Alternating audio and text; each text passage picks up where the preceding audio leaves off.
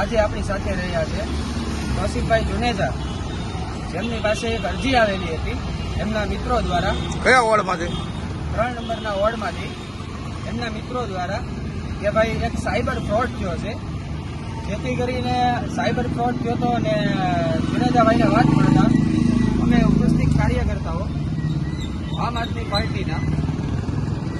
ભાવનગર જિલ્લા cyber crime ઓફિસે આવ્યા હતા. ત્યાંથી અમને રિસ્પોન્સ બહુ સારો મળ્યો છે.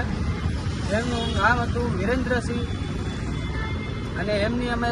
શાંતિથી અમારી સાથે વાતચીત કરી છે, રજૂઆત કરી છે,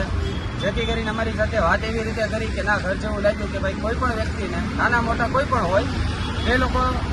અહીંયા સાયબર ક્રાઇમમાં જેમ કે કોઈને એવું હોય કે ભાઈ ફોનના ફ્રોડ છે, કોઈના પૈસા અકાઉન્ટમાંથી જતા રહે છે અથવા બ્લેકમેલ કરે છે કે ગ્લીચ ફોટા મૂકી અને એવું હેરાન કરીને વાત કરે કે ભાઈ તમે 10,000 નાખો, 5,000 નાખો, અમે ફોટા તમારા બીજી સોશિયલ મીડિયામાં મૂકશું, જેથી કરીને એવી ધમકી આપે છે કે અમે તમારા મમ્મી પપ્પાને મોકલશું કે ભાઈ અમે આને દેશું, એવી ખોટી અવનવી વાતો કરી અને અરજદારને ધમકાવે છે. જેથી કરીને આમ આદમી પાર્ટીના આગેવાન શ્રી કૌશિકભાઈ જુનેજા, જે 3 નંબરના વોર્ડમાં આવે છે, એમની ઉપસ્થિતિમાં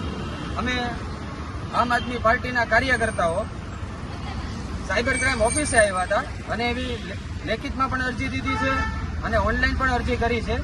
કે ભાઈ આવી રીતે ઓનલાઈન સાયબર ફ્રોડ કોઈની સાથે ન થાય એની ખાસ ધ્યાન રાખવું અને જે તે કોઈ પણ વેબસાઇટો જેમ કે ગૂગલમાં છે, પ્લે સ્ટોરમાં છે અથવા તો કે પ્લે સ્ટોરની લીગલ એપ્લિકેશનમાંથી પણ મહેરબાની કરીને 2-5 હજાર રૂપિયાની લાલચ માટે, જેમ કે લોનની જરૂર હોય અને તમે 2-5 હજાર રૂપિયા લેવા માટે તમારા ડમી ડોક્યુમેન્ટ આપો છો, એ લોકો એવું કહે છે